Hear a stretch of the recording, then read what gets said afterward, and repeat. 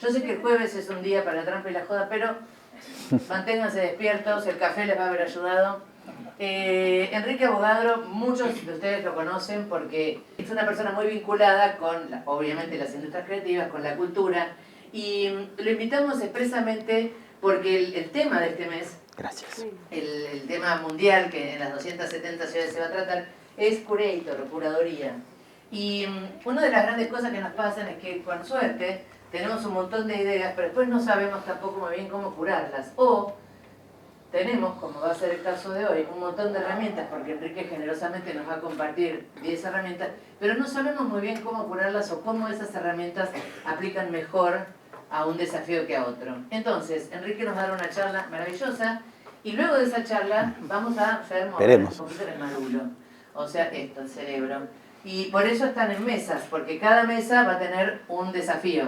Por eso era que siempre los que quieren ir al fondo, los rezagados que querían sentarse contra la pared, no. Cada uno va a tener que ocuparse en equipos más o menos parejos. O sea, si en esa mesa hay solo 5, alguno vaya para esa mesa. Pero eso lo vemos en el momento que terminamos la charla. Ahora sí, Enrique, no hablo más, te lo juro. Bueno, gracias, Fabi. Yo quiero pedir un fuerte aplauso para todo el equipo de Creative Morning. Porque estamos en este lugar calentito, lindo, todo funciona perfecto, tomamos un café, comimos algo rico. Entiendo que nadie pagó nada por estar acá. Así que es gracias al esfuerzo, al trabajo voluntario. A vos te cobraron el trabajo voluntario de mucha gente y realmente se valora. Agradezco mucho la invitación.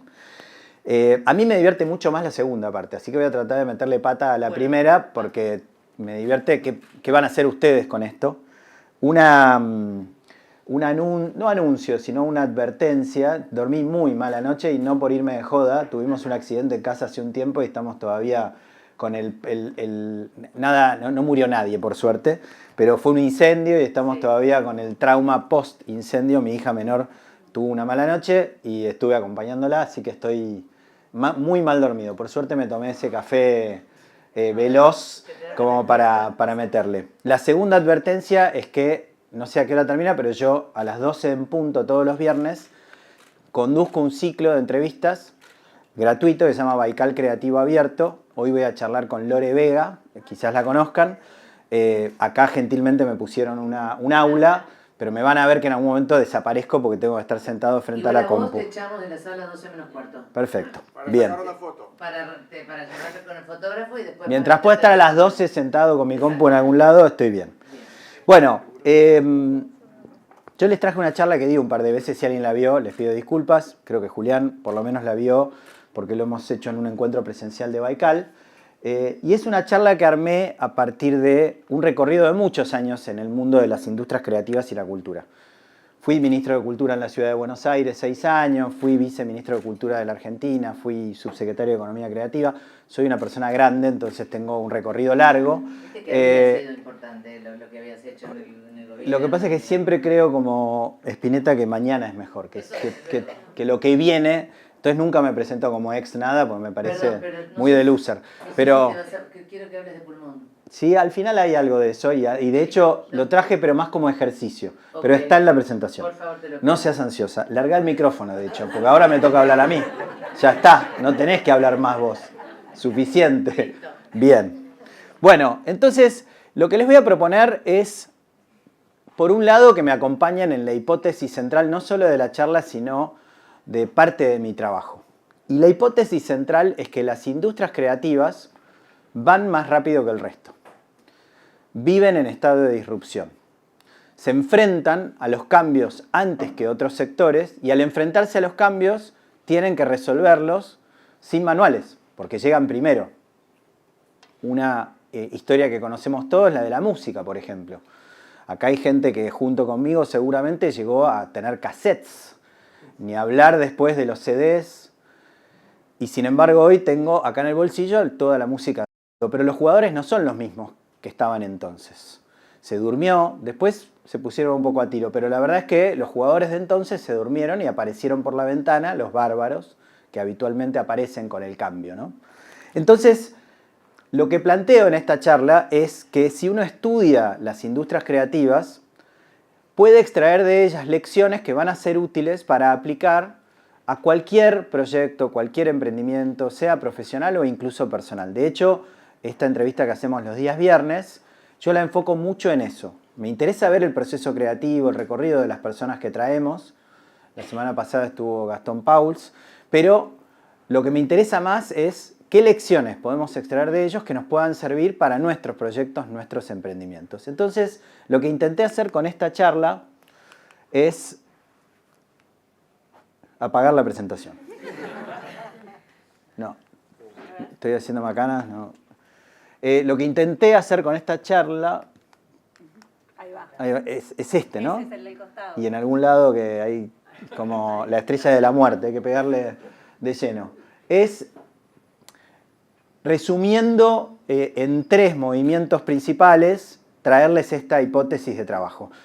Si no me creen, no importa porque la charla habla de esto. Después ustedes pueden pelearse con la charla. Pero durante la charla les propongo que suspendan la duda y me acompañen en este viaje y después vemos si les sirve o no. Si alguien quiere la charla, se las dejo, no tengo ningún problema. Pero, por un lado, esta idea de que las industrias creativas son efectivamente un laboratorio en tiempo real porque están permanentemente aprendiendo en función de ir más rápido que el resto. En segundo lugar, y esto es algo que vamos a ver en más detalle después, tienen en el centro un vínculo especial con su comunidad, a diferencia de otros sectores, mucho más intenso y mucho más acorde además a las necesidades de la época. Y por último, cuando hablamos de una industria creativa, siempre estamos hablando de una historia. Toda industria creativa tiene en el centro una historia. Después esa historia la vamos a ver en diferentes formatos, como vamos a ver ahora, pero hay una historia original que contar. Y ese es el origen de todo. Estamos siempre alrededor de una fogata, finalmente, contándonos una historia, un cuento. Entonces, esto igual lo vamos a pasar ahora, pero son 10 disrupciones aplicables, por eso quiero ir muy rápido, que desde mi punto de vista son lecciones que extraemos de las industrias creativas que pueden ser útiles para pensar estos cambios. Perdón, un momento. Sí. Pasame la diapo anterior. Tomen fotito de esto porque te va a servir. Por eso puedo apagar incluso la luz que apunta acá. Nos quedamos muy oscuras para la gente que filma, ¿no? Perdón, no dije nada. Yo le voy a hacer una fotito de esto. O Mari, vos que lo tenés ahí, hace una foto Es muy chiquitito, es como ir al oculista igual esto. Igual tenemos el Zoom con los dedos. Claro, también. Sí, y está, después volvemos. Vos me dijiste que la vamos a dejar al final, Fabi. Después volvemos a esta, la dejamos puesta esta, así que... Bueno, ¿y cómo usarla? En principio yo la pensé siempre con esto, ¿no? Con acciones concretas para aplicar ahora. No es solamente una charla conceptual, sino que la idea es que ustedes puedan tener acciones concretas para llevarse, métricas, porque es importante medir. Si no medimos, no sabemos dónde estamos yendo. Y tiene una mirada particular, no toda, pero con una mirada de acá.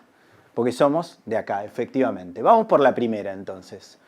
La primera habla de esto que les dije, que es que en el centro de toda industria creativa hay una historia original para contar.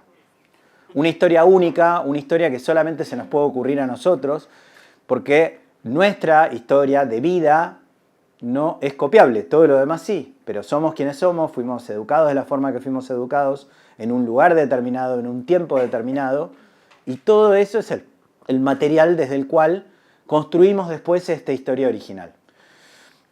Esto nos trae a este concepto de IP, de propiedad intelectual, cada vez más relevante, porque en la medida que tengamos una propiedad intelectual protegida de alguna manera, después vemos si tiene sentido o no en una estancia inicial registrarlo, porque es caro registrar, pero sí pensar en términos de propiedad intelectual, pensar en términos de una historia original, lo que nos va a permitir esa historia es después llevarla en miles de formatos posibles.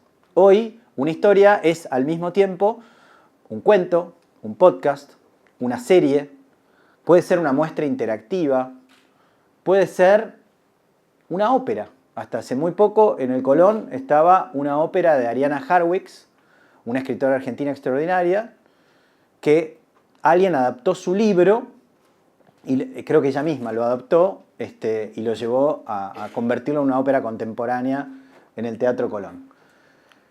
Entonces, esta idea básicamente nos lleva a pensar que todo esto son historias finalmente. Un juguete que termina siendo una de las películas más vistas y generando un movimiento gigantesco. Un personaje como Asterix, que tiene parques de diversiones, tiene películas, tiene series. o ni hablar de Game of Thrones. Pero también, si lo traemos a un caso local, Claudia Piñeiro escribe esta novela hace muchos años.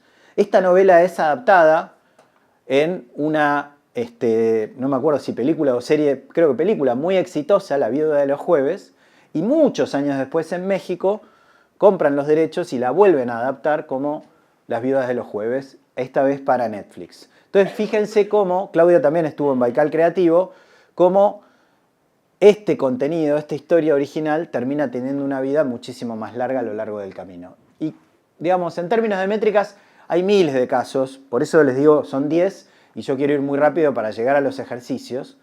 Pero acá hay un aprendizaje interesante en términos de pensar historias que después terminan existiendo en muchos otros formatos. Y no solamente novelas icónicas que terminan siendo series.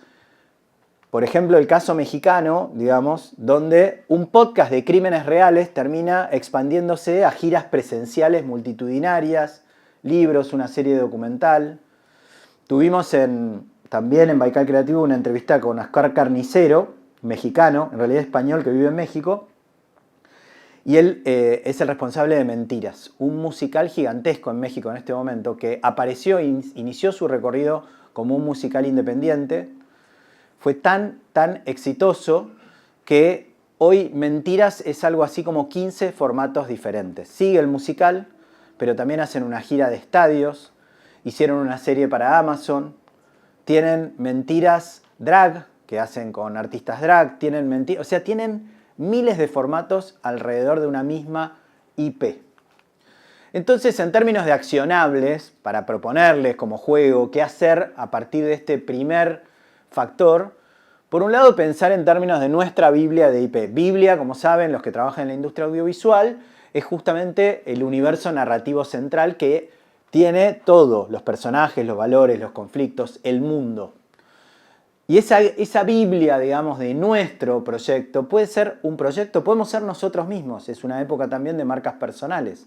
Entonces la Biblia puede ser nuestra propia Biblia. Pero si uno piensa la Biblia desde el principio, después puede pensar a partir de esa Biblia un montón de productos que giran alrededor de ese universo. Después, esto como ejercicio, como juego, y mucho de esto hoy lo pueden hacer además con inteligencia artificial, que no nos juzga, de hecho nos dice todo el día que somos geniales. Les propongo, yo lo hice y ahora estoy un poco arrepentido, puse un prompt de esos generales para pedirle que no me esté adulando todo el tiempo y me castiga permanentemente. Pero además es más mala que yo. Todo el tiempo me filtra, no sé, le cuento una reunión y me dice, ojo, te van a cagar. Y le digo, mirá, yo no soy así. La verdad es que tiendo a avanzar desde la confianza y después voy viendo. Bueno, es malísima. Se ve que tengo un problema con el prompt. Pero lo que quiero decir con la inteligencia artificial es que uno puede decirle, ¿cómo sería mi newsletter si fuera un plato de fideos? Y te lo va a devolver. Y no digo que diga una genialidad, probablemente sea una boludez extrema. Pero lo interesante de eso es que nos ayuda a pensarlo lateralmente. Entonces, pensar esta Biblia en función de diferentes formatos, cuanto más alejados, más delirantes, mejor, no porque los vayamos a desarrollar, sino porque tiramos lejos el arpón para encontrar en el medio algo que efectivamente sí pueda ser interesante. Y este tema en general, para cualquiera que trabaje en estos sectores, es sí pensar en términos legales, porque podés tener problemas más adelante. Proteger esa propiedad intelectual y sobre todo pensar qué acuerdos se está firmando, porque hay un riesgo. Hoy muchos pretenden firmar alrededor de algún creativo un contrato 360 y de hecho muchos incluyen no solo los formatos existentes, sino que plantean cualquier otro formato que pueda aparecer en el futuro. Bueno, te estás perdiendo probablemente la oportunidad de desarrollar el proyecto a futuro. Vamos al segundo, porque son 10 y como dije quiero ir muy rápido. Perdón, mientras vos mirás el tiempo. Sí. Es importante porque después van a tener que trabajar con estas 10 disrupciones, ¿no? Por eso, más allá de que después les vamos a dejar la lista puesta en pantalla, que registren, que tomen nota. No está mal tomar nota, se anotaban. Se iba a la escuela y se anotaba, ¿no? Pero si no tienen lápiz y papel pueden en el celu, pero... Y está comprobado científicamente que registramos más lo que escribimos a mano que lo que escribimos en la computadora. Nos lo acordamos más, tiene más impacto. Bueno, el segundo es este que les decía antes, la comunidad. O sea, las industrias creativas tienen a la comunidad como canal, como capital y como producto. Y este es un tema fundamental porque la comunidad ya no consume solamente, sino que asume un rol protagónico donde co-crea, financia, amplifica. O sea, la audiencia, la idea de una audiencia pasiva se murió. Lo que tenemos es, como ven a la derecha, tiers, escalas de calor, donde esa comunidad la vamos a organizar en función del nivel de intensidad, de vínculo que tiene con nosotros. Desde el acceso básico, la persona que te conoce por algún lado, a, en el otro extremo, las personas que están tan invertidos en el proyecto, tienen la camiseta tan puesta, que por ejemplo son voluntarios acá, que por ejemplo quieren co-crear con vos el futuro del proyecto, que tienen información riquísima para darte. Entonces, esta idea de que, pero ¿por qué pasa en las industrias creativas? Porque la materia prima son las emociones. El origen de las industrias culturales y creativas, en Australia inicialmente, es una teoría de como cebollas por capas. En el centro está la cultura, se piensa las industrias culturales como el trabajo, el desarrollo que genera la cultura, ya alejado del valor simbólico cultural, para pensar el mercado, el trabajo, y se va expandiendo incorporando nuevos sectores creativos. Pero en el origen... Una cosita, ya que tenés la foto de Orsay, también se involucran como socios. Exactamente, bueno, ahora lo vamos a ver como uno de los casos, justamente por eso lo puse, porque es uno de los ejemplos más relevantes de estos últimos años de una comunidad donde la gente tiene tanto la camiseta tatuada que está dispuesta a financiar no solo publicaciones futuras, sino obras de teatro e incluso películas. Entonces acá vemos algunos casos, algunos ya muertos, como el caso de Ideame, pero lo traje porque todo el fenómeno de financiamiento colectivo, de crowdfunding, lo que demostró es que efectivamente se podía financiar proyectos, no necesariamente buscando uno o dos inversores, sino apelando a una comunidad que estuviera dispuesto a hacerlo. Lo mismo pasa con el gaming, donde muchos de los juegos se terminan de crear a partir del insumo, a partir del uso de quienes participan. Plataformas como Patreon, que como saben, acá lamentablemente no está tan difundida, pero lo que hace no es bancar un proyecto, sino bancar a un artista. Y uno acompaña a ese artista financiando cualquier proyecto futuro que vaya a desarrollar, porque cree en ese artista, invierte en ese desarrollo a futuro. Entonces, les traigo otro ejemplo que casualmente tiene que ver con Lorena Vega, que debe estar por acá en esta foto, en algún lado. Esta me parece que debe ser Lore. Que es el Club Paraíso. ¿Qué es Paraíso? A mí me gusta mucho el teatro y tenemos la suerte de vivir en una ciudad como Buenos Aires, que es una de las capitales del teatro mundial. El ecosistema del teatro independiente en Buenos Aires es único. Hay más de 300 salas de teatro independiente, una comunidad gigantesca de gente trabajando, pero al mismo tiempo es muy precario en términos económicos.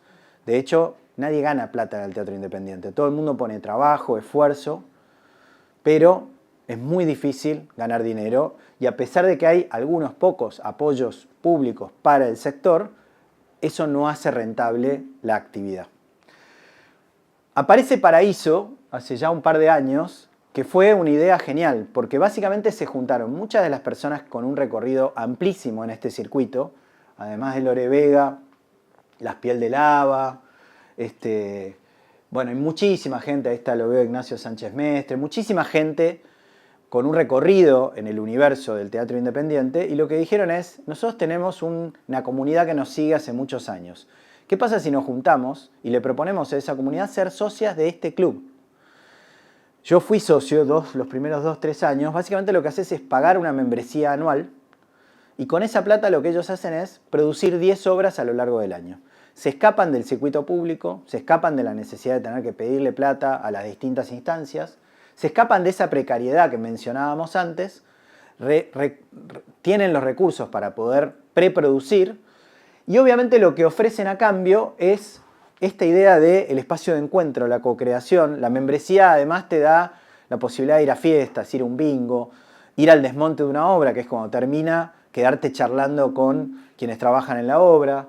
Entonces a mí me parece que es uno de los casos más emblemáticos desde las industrias culturales y creativas de creación de comunidad. En esa misma línea, el caso que mencionaba recién Julián, que es Orsay. Porque Orsay lo que ha logrado justamente es que la comunidad esté tan metida en el proyecto. El ejemplo emblemático fue cuando hicieron la película sobre el libro de Mayral, La Uruguaya, porque lo que invitaron a las personas es a cruzar el mostrador y meterse del otro lado, con reuniones masivas donde se discutían cuestiones de guión, se discutían cuestiones de arte, de casting, complejo de administrar sin ninguna duda, pero imagínense cuán invertido estoy en un proyecto si estoy justamente siendo parte de ese tipo, de ese nivel de decisiones. Por supuesto, no existe que alguien tenga la camiseta si uno no está dispuesto a ceder un poco de ese control. Se pierde parte del control, digamos, del monopolio que uno tiene sobre el producto.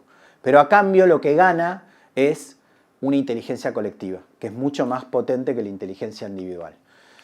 Esto, entonces, pensándolo para aplicar desde ahora, lo mismo, pensar en términos de tiers, de capas de esa cebolla, en la comunidad que hay alrededor de ustedes, sea lo que sea que hagan, no me importa, piénsenlo igual, porque el ejercicio está bueno, más allá de si van a lanzar o no una comunidad. De hecho, estoy con ganas de dar un curso sobre este tema en particular porque ayer en la clínica los jueves hacemos una clínica de proyectos creativos donde salió este tema.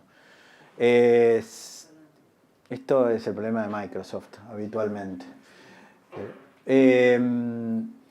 Entonces, pensar en términos de cuál es mi comunidad y qué beneficios le voy a ofrecer, imaginar mecanismos de co-creación con esa comunidad y eventualmente lanzar una campaña de crowdfunding que no necesariamente es pedir plata, porque lo más valioso no es la plata, es el tiempo, son las ideas.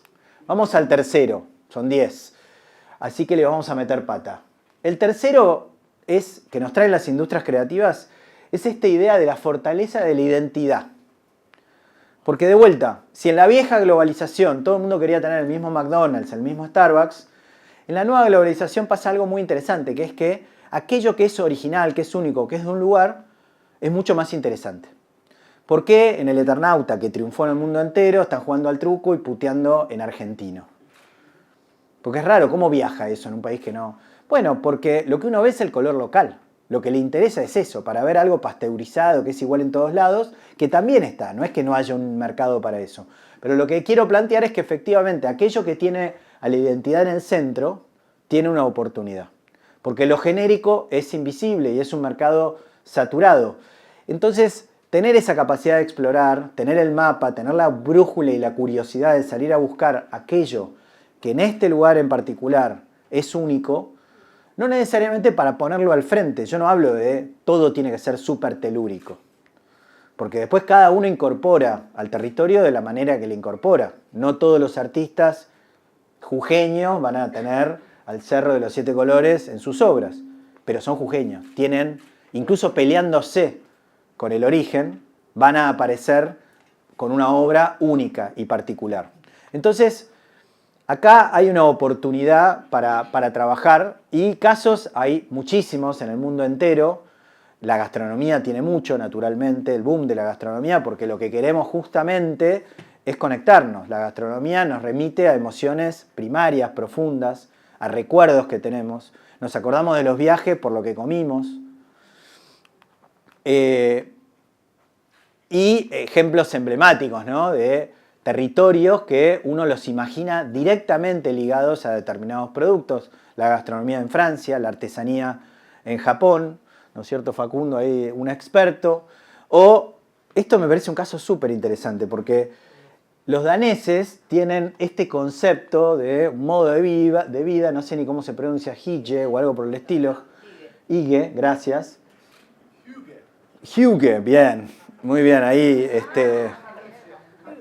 Entonces, ¿por qué me parece interesante? Bueno, básicamente esto es lo cozy, el fueguito, el pasar tiempo con otro fuera de la tecnología. No es tan original, digamos. Y probablemente, yo la verdad que no conozco Dinamarca, así que no, sería hablando sin saber decir si es o no. Pero lo que me parece interesante es cómo alguien lo empaquetó, lo contó como un concepto y hoy fortalece la marca Dinamarca, el hecho de que haya libros, películas, que uno asocie al país a eso. Esto es interesante también para pensar nuestro país, porque es un momento muy, muy particular para la Argentina en su posicionamiento global. Estamos atravesando el Mundial. Hace poco estuvo también visitándonos Gaba Najmanovic, muy piola ella, que tiene todo un concepto de meta-argentinidad que vale la pena pensar. Entonces lo mismo, pensar cuál es la proposición identitaria en 3 frases, escribirlo para nosotros mismos. Y lo puse acá como aplicar la prueba a Google. Si al buscarlas nadie más lo dice igual, entonces tenés una identidad diferencial. Después pensar el kit visual y de tono, también en función de la identidad, y hacer una auditoría de coherencia de marca. No les voy a leer toda la presentación, se las dejo después, pero esta es la propuesta. El caso cuarto tiene que ver con el cambio, ¿no? El pivot. También les decía, las industrias creativas están cambiando todo el tiempo. Esta presentación la hice justo el año pasado cuando estaba saliendo, fue para ir a dar una charla a México y estaba saliendo Lux, el nuevo disco de entonces de Rosalía. Una de las cosas que nos pasa ahora es que nos acordamos de las cosas durante 2 semanas. Somos fanáticos de Lux durante 2 semanas y después viene algún otro disco o tema que reemplaza el anterior y nos olvidamos. Antes uno tenía el compact girando y girando. Sí, total, y evidentemente no hay capacidad para retener lo suficiente, entonces hay que hacerle lugar. Pero en cualquier caso, lo que me pareció interesante es pensar a las industrias creativas como un campo de experimentación, donde justamente lo que están haciendo es pivoteando constantemente, de géneros, de medios, de audiencias. Y tener una lógica de portafolio acá, ¿no? Donde al 70% lo voy a estacionar en aquello que es probado y rentable. El 20% puede ir a mejoras incrementales. Pero un porcentaje de mi trabajo, de mi tiempo, lo tengo que dedicar a experimentos radicales. Porque si no, me pasa por arriba el cambio. Porque el cambio va muy rápido y está pasando en todos lados al mismo tiempo, alrededor nuestro. Entonces, este ejercicio, lo que pasa es que uno no puede estar al 100% en experimentos radicales porque también se estrola de frente. Entonces, pensar acá también con métricas, casos gigantescos, pero también casos más pequeños. Bad Bunny, ya un ejemplo de vuelta, la charla es un poco vieja, pero ha ido cambiando de género, porque no es el mismo artista que comenzó en su momento, y la verdad es que ese cambio es lo que lo mantiene vital. Pero lo mismo uno puede pensar en términos de un almacén tradicional como El Preferido, que se reinventa como restaurante de autor, al mismo tiempo mantiene su estética original. O sea, vuelvo sobre lo mismo, el cambio como constante, y por lo tanto, un poco acá lo que planteo, bueno, y hay 1000 marcas a nivel internacional, artistas.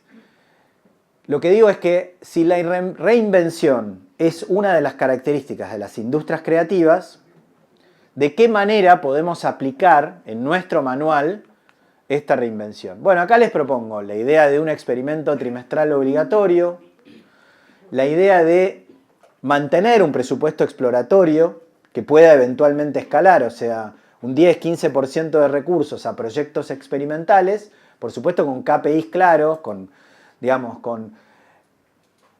indicadores que nos permitan saber si efectivamente alguno se sale, digamos, de la media y ahí vale la pena ponerle más. Y después, obviamente, lo que conocen muy bien del post-mortem creativo, que es la idea de, bueno, si todo falló, o sea, adelantarnos y pensar a futuro. Este proyecto me voy al futuro y no fue mal, se murió. Y hacer la autopsia. Todavía no lo hice, pero ya me imagino todo ese desarrollo del proyecto, hago la autopsia, entiendo por qué se murió y entonces me traigo herramientas para el presente que me permiten darle más solidez al desarrollo. El quinto tiene que ver con la colaboración y la polinización. Básicamente pensando que las industrias creativas traen una lógica de colaboración que efectivamente es novedosa. Pensemos de nuevo la música. En mi época, un artista del rock no hubiera hecho jamás un tema con alguien de la cumbia, se hubieran cagado a trompadas rápidamente. Como de hecho pasó, recuerden a Papo, por ejemplo, fajando un DJ. Yo, a pesar de que lo quiero a Papo, estoy del lado del DJ, pero hoy, en cambio, vemos artistas que sin prejuicio alguno están dispuestos a juntarse con otros artistas para crear algo novedoso. Por supuesto está el mercado detrás, porque al mercado le conviene que se crucen audiencias, Pero hay algo de esa falta de prejuicio que a mí me parece súper interesante. De alguien que viene del trap y termina haciendo un tema de cuarteto, por ejemplo. El cuarteto hoy está muy pero muy de moda. Entonces, pero no solo dentro del propio género, sino la posibilidad, el collab como marca de la época, la idea de que yo me puedo animar a hacer algo con alguien sin necesidad de tirar toda la carne al asador. Porque lo que puedo hacer es una colaboración. Le voy a hacer una cápsula, le doy un tiempo determinado, experimento en una especie de sandbox, digamos, le doy un espacio donde puedo jugármela y experimentar sin poner en juego absolutamente todo. Esto pasa constantemente hoy. Entre cruces de música y moda, gastronomía y arte, videojuegos y literatura, las colaboraciones son absolutamente infinitas. Y me parece interesante porque aparecen cosas nuevas. Y lo otro interesante es la idea de velocidad sobre perfección. Porque si uno está esperando que sea absolutamente perfecto, nunca sale de boxes. Justamente la experimentación lo que permite es probar. A/B testing todo el tiempo. Sin costo o con un costo muy bajo. Entonces, acá hay muchísimo, ya hablamos de la música urbana, pero podemos pensar la moda y la gastronomía. Podemos también pensar en vínculos virtuosos entre lo público y lo privado. Le tenemos mucho miedo a lo público, pero hay muchas experiencias internacionales virtuosas, donde no me caso con lo público, no me caso con lo privado. Pruebo algo puntual, veo cómo funciona y eventualmente después lo escalo. Y también, por supuesto, colaboración a nivel regional, que es otra de las cosas que sucede hoy. El idioma español está de moda y nos permite como plataforma colaborar con artistas o con creativos de una región muchísimo más amplia que tienen ganas de colaborar con nosotros. Acá algunos ejemplos notables, ¿no? Como Rihanna y Adidas, pero me parece muy relevante porque es una marca muy fuerte, Louis Vuitton, que se mete en el universo de los videojuegos. No le tiene miedo a meterse en el universo de los videojuegos. Por supuesto no lleva toda la marca en esta dirección. Y todavía peor, porque ¿qué tiene que hacer una zapatilla con una marca de sushi? Y sin embargo, ahí tienen a Nobu con Nike colaborando. Entonces, esta visión lo que a mí me plantea es, yo los pongo también como herramienta para que ustedes puedan aplicar un mapa de adyacencias creativas. Cuanto más lejos se vayan, mejor, como decíamos antes, porque les van a dar ideas más interesantes, ¿no? No sé, tan básico como hizo en su momento Majul, que dijo leer y comer. Y ni le puso un nombre, le puso leer y comer, y ese es el nombre del evento, y es un evento que funciona muy bien en la calle. Tampoco es que es extremadamente original, pero lo juntó, lo produjo y ahí está. Y así hay infinitos, digamos, ¿no? Después ir a un MVP, mínimo producto viable, como conocemos bien, ¿no? Y salir a colaborar y ver qué pasa. Vamos a tener un cruce de audiencias, nos vamos a encontrar con otras comunidades, nos van a pasar cosas a partir de esas colaboraciones. Y después, obviamente, pensar cómo compartimos, cómo aprendemos. La sexta, reinventar un género, romper las reglas para crear experiencias nuevas. Acá les traje, bueno, lo mismo, ¿no? O sea, es otra variante de la idea de cambio. Les traje a la Breche, ¿por qué? Porque yo estudié bastante este caso, los conozco a los chicos, he ido mucho también a la fiesta, últimamente preguntan a quién voy a buscar, digamos, pero no me importa, porque voy a hacerlo eternamente, pero si ustedes piensan, esta fiesta nace pre-pandemia en un local chiquitito que sigue todavía existiendo, está entre Palermo y Villa Crespo, Beatflow, que está en Córdoba y Bonplan.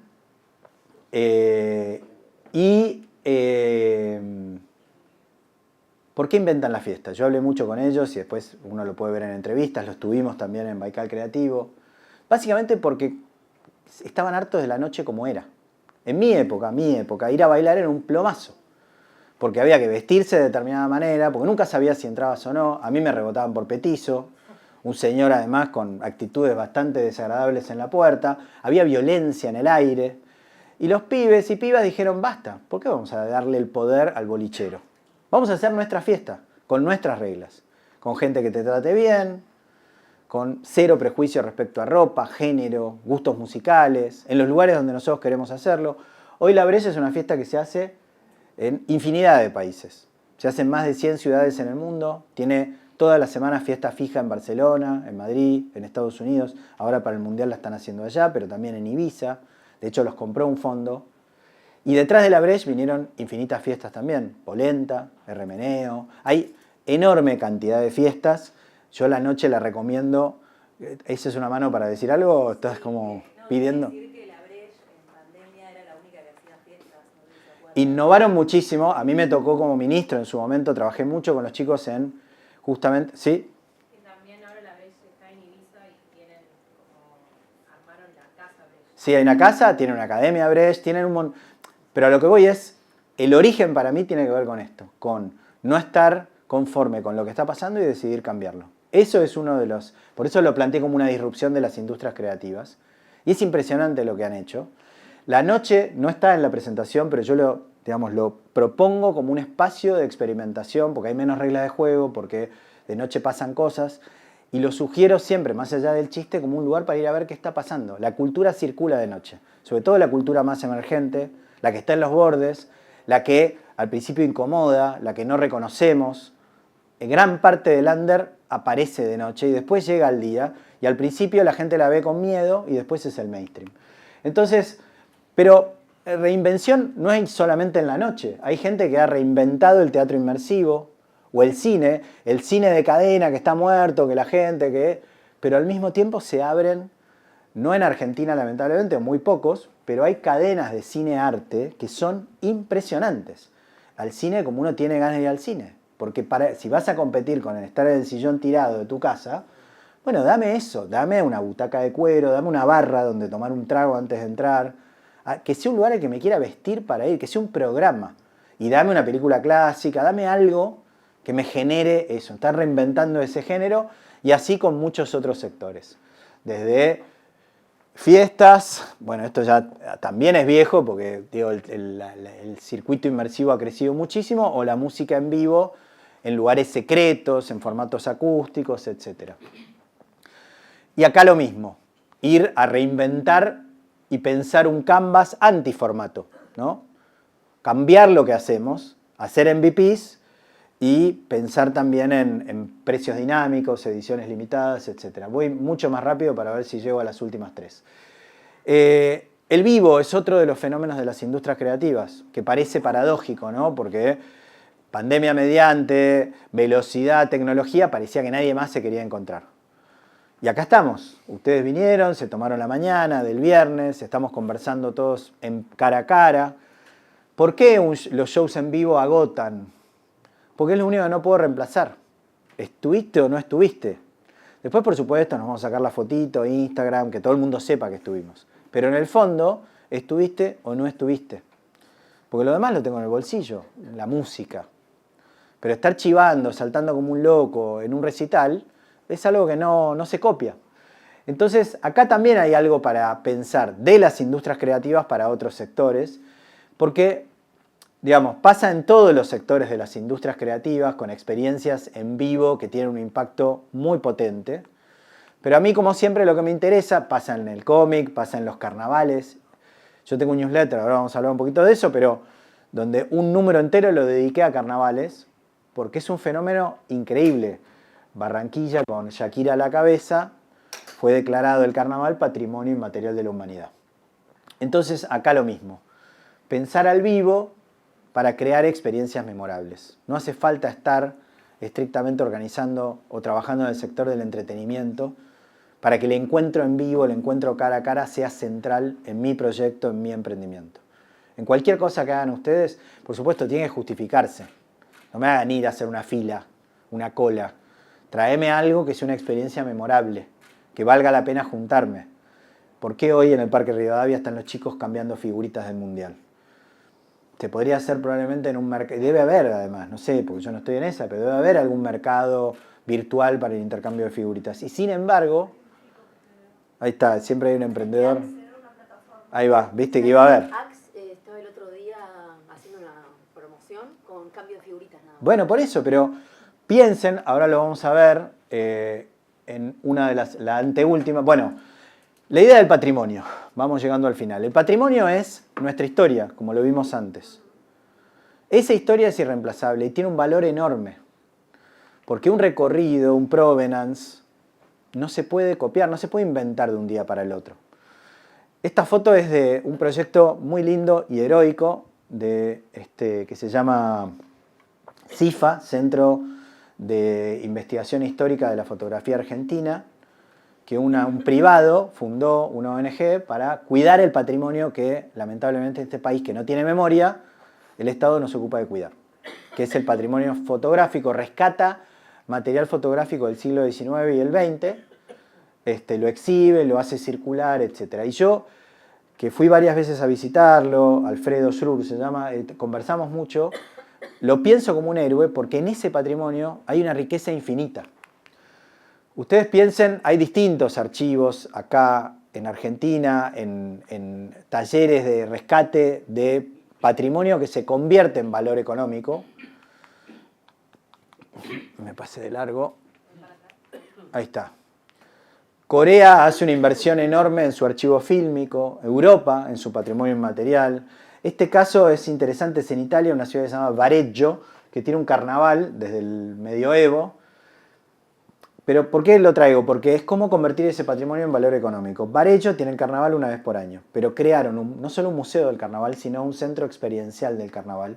Entonces durante todo el año, si no llegaste al carnaval, podés ver el carnaval, pero además trabajar con ellos en lo que va a ser el próximo carnaval. Es un patrimonio que está vivo. Te cuentan esa historia, pero además te invitan a ser parte del futuro de esa historia. En esa línea, entonces, nada, accionables como el inventario de patrimonios. Hay empresas que tienen 100 años y no saben que en su propia historia está la oportunidad, por ejemplo, de lanzar nuevos productos. Hay algunas que sí lo hacen, miran hacia atrás, no sé, las marcas de cerveza muchas veces hacen ediciones limitadas, pero porque entienden el valor que tiene justamente un patrimonio. Lo viejo funciona, Juan, ¿no? Lo analógico. Toda tendencia tiene también su contratendencia.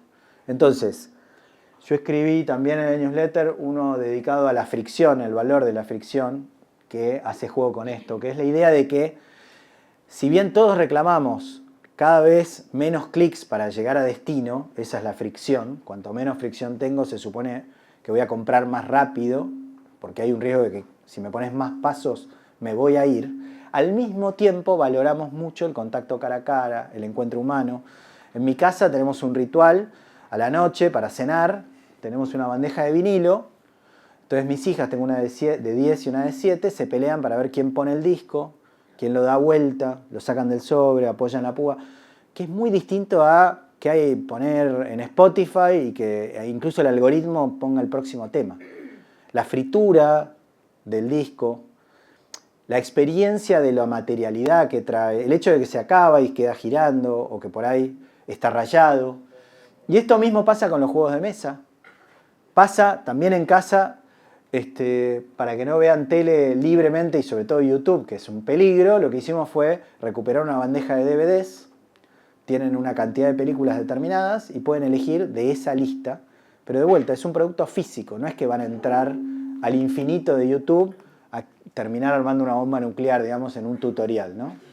Es un mercado gigantesco, yo soy muy fanático de las revistas impresas, pero uno diría, bueno, pues se murieron las revistas impresas. No, no se murieron. Quedan las que efectivamente entregan valor, mucho valor. Yo estoy suscrito a varias que llegan a casa. Es una inversión que cuando tengo que renovar anualmente me vuelvo loco porque es bastante guita, pero lo que disfruto de poder leer la revista en papel me vuelve loco, sí. Mi hija es fanática, tiene 11 y es fanática de una historietista que se llama El Bruno, Sí. se llama Mauro, que hace Escuela de Monstruos, que es unas historietas para chicos. El Bruno anunció el año pasado que iba a estar publicando sus tiras en la revista Genios todos los sábados. Mi hija tiene 11, no conoce el ritual de ir a comprar la revista. Hace 6 meses que todos los sábados va a comprar la revista porque está en Genial. la revista Genios. Es espectacular verla en el club haciendo los juegos, los crucigramas, Sí. y leer la historieta que continúa de la semana anterior. Total. Yo me emociono porque de chica yo era anteojito y bichiquen y todo eso para la generación de ahora se murió, pero hay una manera de rescatarlo. Sí. Tiene su colección y hasta se hizo todo el sistema solar con las entregas de todos los números. Muy bien. Y los dinosaurios que vinieron también, obvio. Es que me hiciste acordar al movimiento Fixed, bueno, no sé cómo se pronuncia, de la gente que quiere volver a lo físico y poder arreglarlo. Claro. Otra cosa que no se está pudiendo con...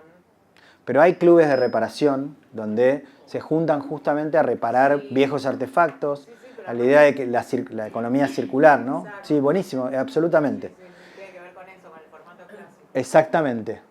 Y hay, nada, esta es una tienda en Berlín, esta es de Berlín, Do You Read Me, que es una tienda de revistas, es el paraíso en la tierra para los que nos gustan las revistas, porque es una librería entera de revistas del mundo entero.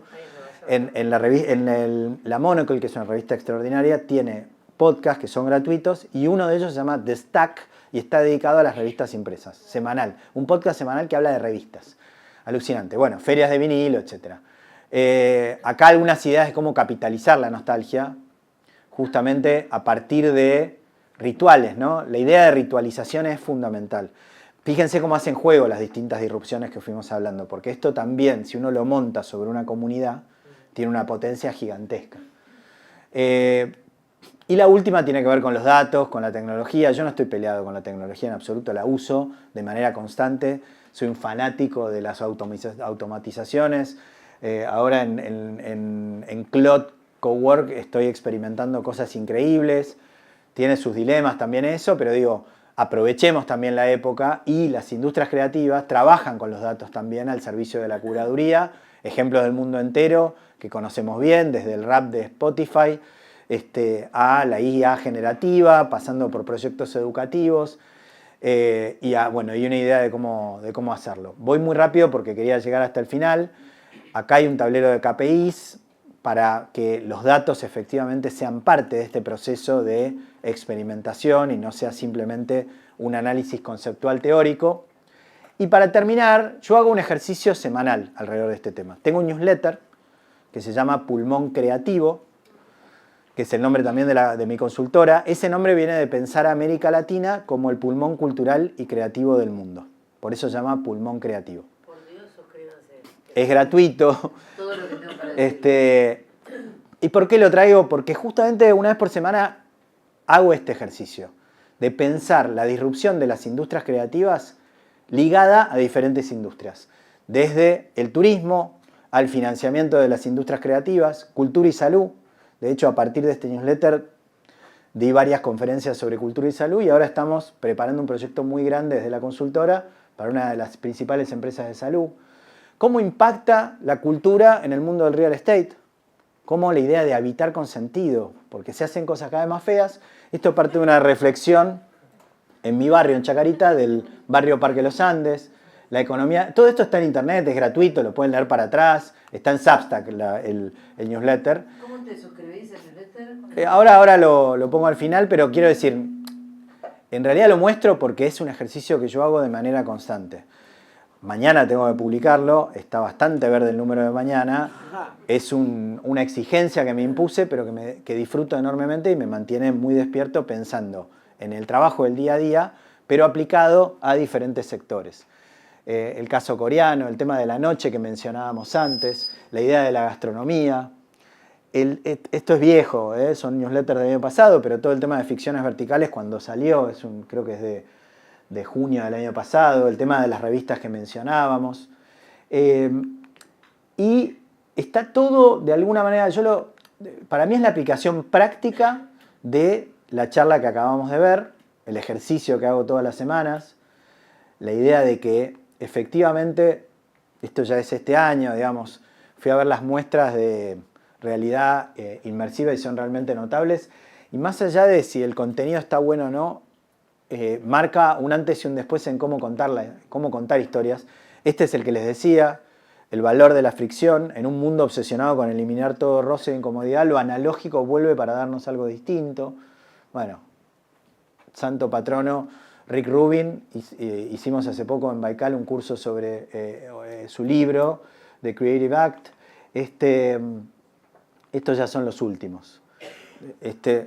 Guiño, guiño, lo saqué hace un par de semanas. Y este fue muy lindo. Hasta la NASA necesita poetas. Es una reflexión a partir de una convocatoria que hace la NASA buscando poetas, buscando editores de video. O sea, es lindo porque tiene que ver con todo lo que hablamos. Básicamente lo buscan para la misión Artemis. Lo que se da cuenta la NASA es que sin narrativa no hay posibilidad de tener impacto. Uno puede ir a la luna literalmente y si no lo contás bien, si no os conectás emocionalmente, no tenés el impacto que esperás. O mirá cómo nos lo contaron en el 69 y cómo nos lo creímos todos. Bueno, este es el newsletter por si alguien se quiere inscribir. Esta es la consultora. Y esto es Baikal Creativo, que es un espacio, es una comunidad de aprendizaje online, donde todas las semanas, además de entrevistar a diferentes referentes de las industrias creativas, tenemos cursos y actividades que están vinculadas a las industrias creativas. Aclaro que las entrevistas de los viernes son gratuitas, lo demás son actividades pagas. Digo, no estoy vendiendo nada, simplemente para que sepan y no piensen que les estoy vendiendo gato por liebre. Y esa es mi bicicleta que me acompaña desde los 16 años, la misma bicicleta. ¿Nunca te la robaron? Nunca me la robaron. Una vez me robaron la rueda adelante porque se abría esto y desde entonces ato el cuadro a la rueda. Pero nunca, y una vez me lo olvidé 3 días en la calle. Me lo olvidé. Es un caballito que está amortizado ya a esta altura. Hoy no vine en bici porque después tengo que seguir para un podcast que me invitaron a hacer en San Isidro, pero si no hubiera venido en bicicleta hasta acá. No sé cuánto tiempo tomé, bastante. Me pasé 5 minutos de lo que habíamos quedado, pero ahora van a trabajar ustedes. Así que yo agradecer mucho la... En primer lugar, esto es oro en polvo.